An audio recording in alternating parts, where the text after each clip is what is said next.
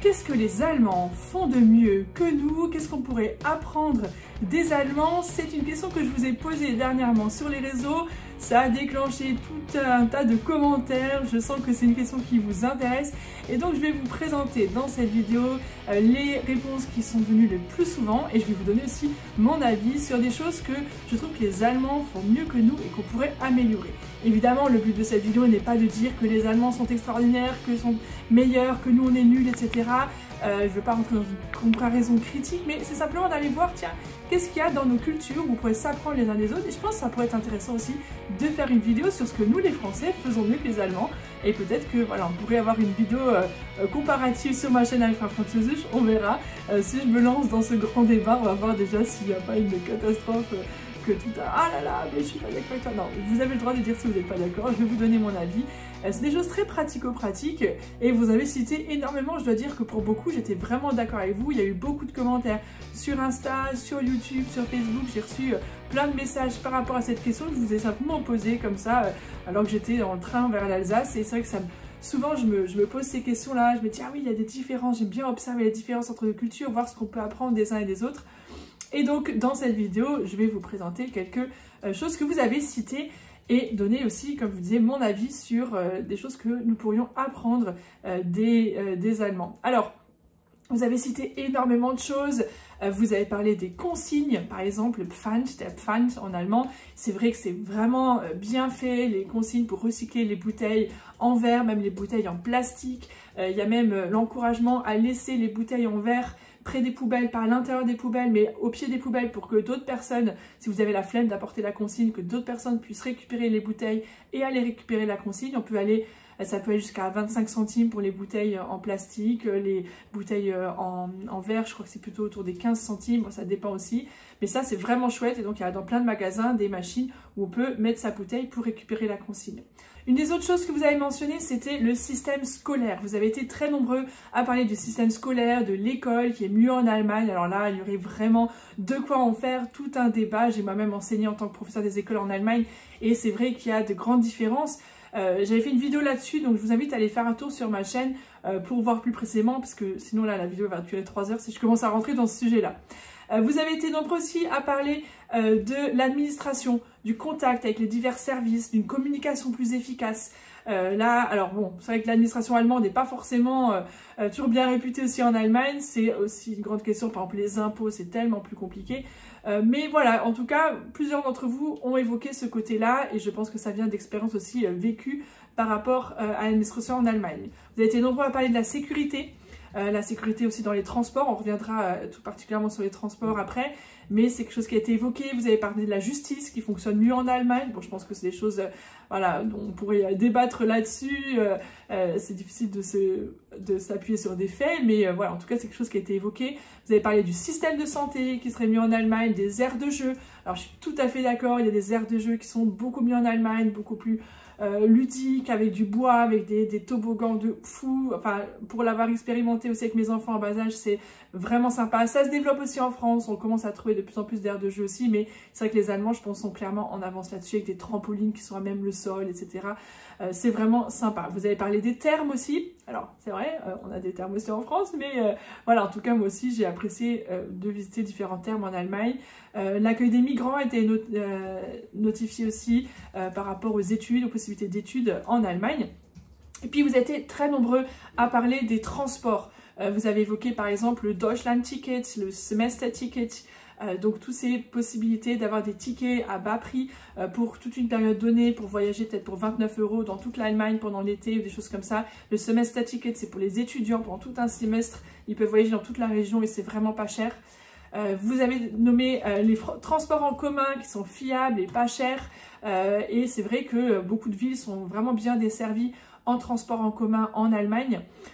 Plusieurs d'entre vous ont parlé du comportement sur la route des Allemands. Alors c'est vrai qu'il y a tout le côté des autoroutes gratuites qui a été évoqué aussi, les autoroutes illimitées, mais voilà, un comportement plus civil, un meilleur comportement sur la route. Il y a les pistes cyclables aussi. Les pistes cyclables, c'est vrai qu'en Allemagne, énormément de villes sont équipées, bien mieux équipées que nous les Français. Là, je suis vraiment d'accord là-dessus. On pourrait avoir des pistes cyclables beaucoup plus présentes et mieux faites en France. Particulièrement, j'habite en région parisienne personnellement. et en fait il y a peu de pistes cyclables dans ma ville et elles sont pas forcément là où on aurait besoin et il y en a pas là où il faudrait. Et c'est vrai que se déplacer à vélo avec les enfants, c'est pas toujours facile, alors qu'en Allemagne, souvent ils sont bien balisés, ils sont en rouge, et il y a plein d'enfants qui rentrent de l'école à vélo sans être en danger, ils peuvent rouler même sur la route parce que les pistes sont vraiment balisées, et ça c'est vraiment quelque chose qu'on pourrait apprendre. Bon, il faudrait qu'on change aussi notre comportement et qu'on utilise plus souvent le vélo. Donc voilà, il y a tout aussi, une culture aussi à peut-être faire évoluer, et ça peut prendre du temps. Vous avez parlé des routes qui sont en meilleur état en Allemagne. Vous avez parlé aussi du fait que les Allemands laissent la priorité aux piétons, qu'il y a un meilleur respect des piétons.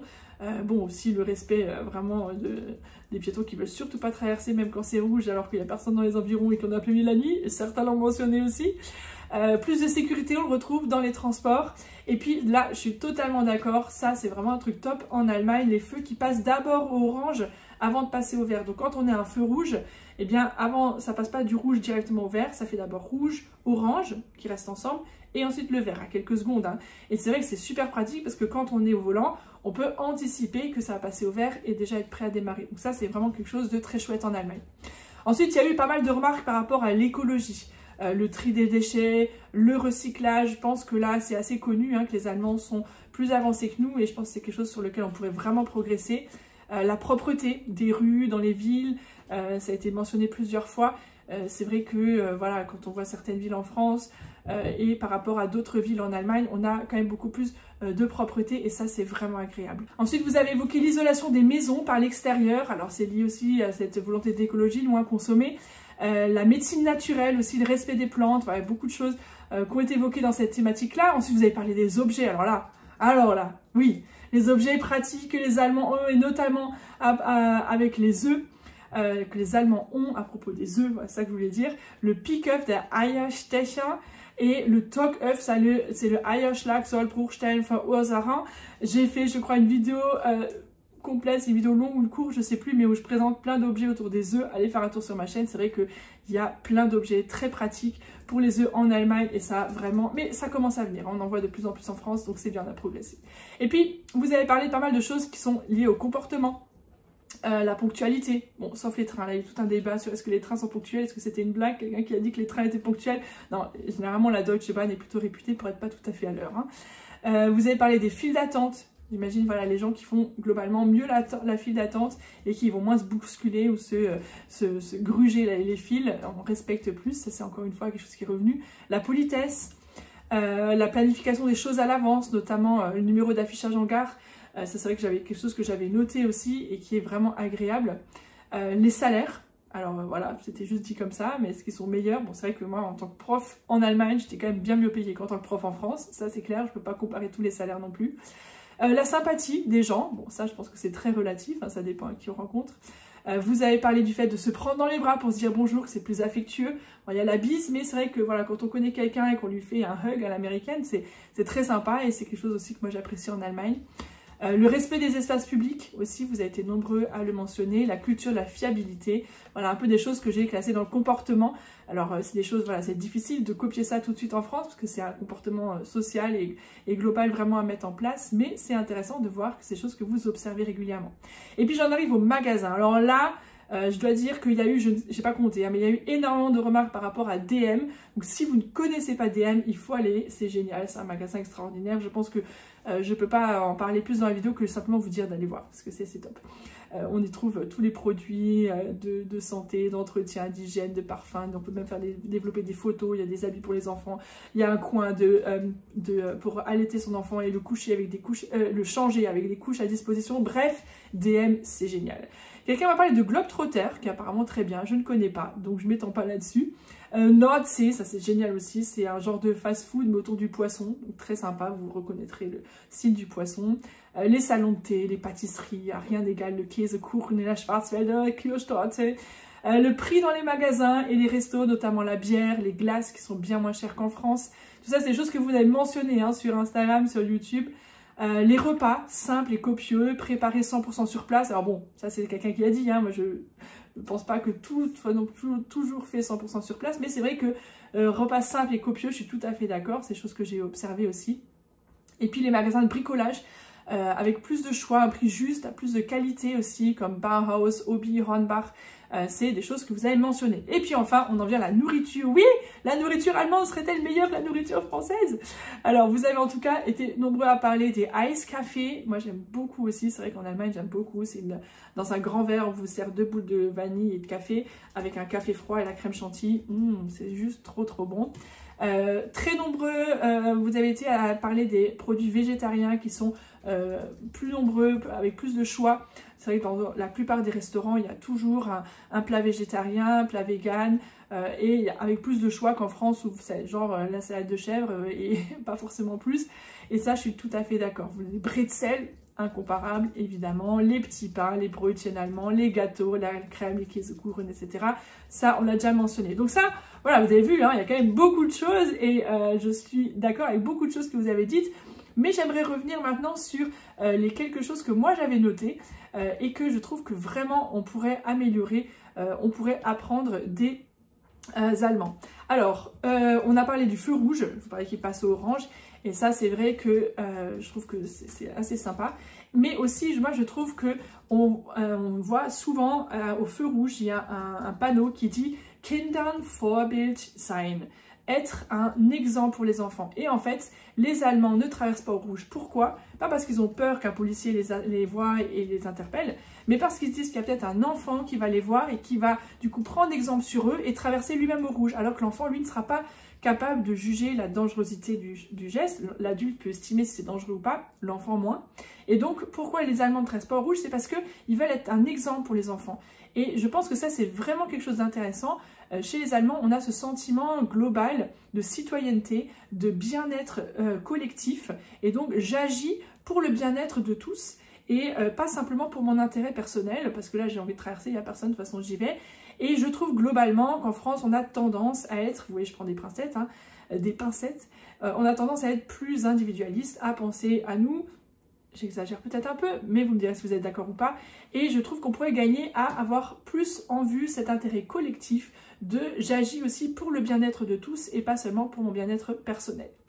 Ensuite, alors là, mais je suis totalement d'accord, quelqu'un l'a évoqué et c'est vrai qu'en Allemagne, c'est génial parce qu'ils vous annoncent à l'avance sur quel quai va arriver tel train. Donc il y a des affiches qui sont là en gare avec, je crois que c'est jaune pour les arrivées, blanc pour les départs ou c'est peut-être l'inverse. Et où on vous indique exactement que le train de telle heure pour Fribourg arrivera au quai Gleis 6, au quai 6.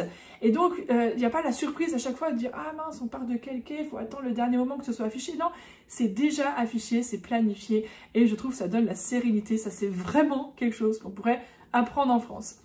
Ensuite, une chose, alors là, vraiment, moi, ça me choque à chaque fois quand je vois les cahiers de mes enfants. Alors bon, déjà c'est des cahiers CS, hein, alors que les cahiers allemands sont plutôt avec juste des lignes. Donc moi je trouve que c'est très fatigant d'avoir toutes ces petites lignes, ces petites interlignes, mais bon, passons. Et en fait là j'ai pris un des cahiers de mes enfants. Globalement, très souvent en France, on va coller des feuilles dans des cahiers. Et je trouve que c'est totalement illogique de faire ça pour l'environnement. Enfin imaginez, on a un cahier qui a déjà des feuilles et on colle des feuilles dedans. Donc déjà pour le gamin, c'est beaucoup plus lourd parce que il porte le poids du cahier plus le poids des feuilles qui sont dedans. Et encore vraiment, j'ai pris juste un cahier. Hein. Ça c'est un petit cahier, ça va encore, mais il y a des cahiers grand format avec des feuilles collées dedans. Je trouve que c'est une absurdité. Et qu'est-ce qu'on pourrait apprendre des Allemands? Les Allemands ont ce genre de cahier que je trouve super pratique, que j'utilisais aussi quand j'étais enseignante là-bas. Je vous en ai ramené 2 modèles. Il y a celui-là. Voilà, une petite pochette avec dedans des petits trous. Donc il suffit de trouer les feuilles, des feuilles A4 qu'on veut mettre dedans. On va sortir ça. Hop, je ne sais pas si j'arrive à le montrer en direct. Voilà, on va enlever ça, on va glisser la feuille et on va refermer tout. Et du coup, on va avoir une pochette qui est légère, dans laquelle il y a un certain nombre de feuilles. Alors peut-être que oui, de temps en temps, il faut vider les feuilles. Ben, en fait, moi, au bout d'un moment, je disais aux élèves, on sort tout et on met ça dans un classeur qui reste en classe ou qui reste à la maison. Mais au moins, l'enfant ne se balade pas avec tout le long des cahiers super lourds dans son cartable. Je suis assez choquée de voir le nombre de cahiers que mes enfants portent et avec le poids de chaque cahier, de toutes les feuilles qui sont dedans. Ou il y a un autre système qui est celui-là. Là, j'ai juste à retirer ça. Hop, je peux l'ouvrir. Je peux coincer les feuilles là-dedans et refermer. Et en fait, ça va emprisonner les feuilles. Attends, est-ce que je vous le montre? Donc, Je peux, alors non, peut-être pas ce papier-là. Bon, là, évidemment, je n'ai pas préparé de papier. On est dans du direct. Enfin, non, pas pour la vidéo, mais vous imaginez le principe. Voilà, ici, on va y arriver. Donc, j'ouvre. Hop, j'ouvre là. Tac, je coince ça là-dedans. Je referme. Et voilà. Et là, ma feuille, elle tient. Est-ce que c'est pas génial? Est-ce que ça serait pas mieux d'utiliser ça plutôt que d'utiliser des cahiers dans lesquels on colle des feuilles? Voilà, moi c'est une suggestion, je sais pas si quelqu'un de l'Éducation nationale m'entend, mais vraiment je trouve que ça serait pas mal. Alors oui, il faudrait aussi que quelqu'un développe ces cahiers pour qu'on les trouve, qu'on puisse être commercialisés. Mais ça serait, je trouve, assez chouette de ne pas coller des feuilles sur des feuilles. Je trouve que c'est un peu absurde. Et puis enfin, j'arrive à quelque chose, alors là, mais vraiment, moi je trouve qu'on pourrait vraiment progresser là-dessus, c'est à propos des routes. En Allemagne, il y a quelque chose qui s'appelle la Reißverschlusstechnik. Donc la technique du Reißverschluss. La Reißverschluss, c'est la fermeture, Verschluss, et Reiß, qu'on tire comme ça, c'est les fermetures éclair. Donc la technique de la fermeture éclair. Et c'est quelque chose tout simplement qu'il faut imaginer dans un bouchon, quand les voitures, et ben en fait, quand il y a les voitures qui arrivent comme ça et les autres qui veulent rentrer, souvent, ben, on ne veut pas se laisser passer parce qu'on veut gagner, moi la première, hein, j'ai pas envie de laisser passer les autres, mais on est tous pareils. Hein. Mais en fait, la technique de la fermeture éclair, c'est de se dire un sur deux. Donc vous savez, quand on ferme une fermeture éclair, il y a à gauche, à droite, à gauche, à droite. Et donc là, l'idée, c'est ça aussi, c'est à gauche, à droite, à gauche, à droite. Chacun son tour, on laisse passer une voiture, il y en a une autre. Sauf qu'en France, quand tu laisses passer une voiture, il y en a 3 qui passent, du coup, tu es frustré, après tu laisses plus passer personne. Alors qu'avec la Reißverschlusstechnik, eh ben, on se laisse passer chacun son tour.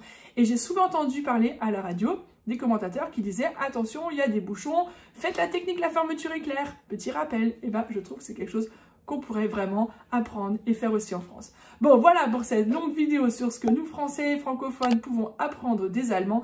Évidemment, ce n'est pas exhaustif, vous avez certainement plein d'autres idées. Dites-moi dans les commentaires en dessous de cette vidéo ce que vous en pensez, qu'est-ce que je n'ai pas dit, êtes-vous d'accord avec ce que j'ai dit ou pas, qu'est-ce que vous avez expérimenté? Je me réjouis de vous lire dans les commentaires. Allez, tchuss!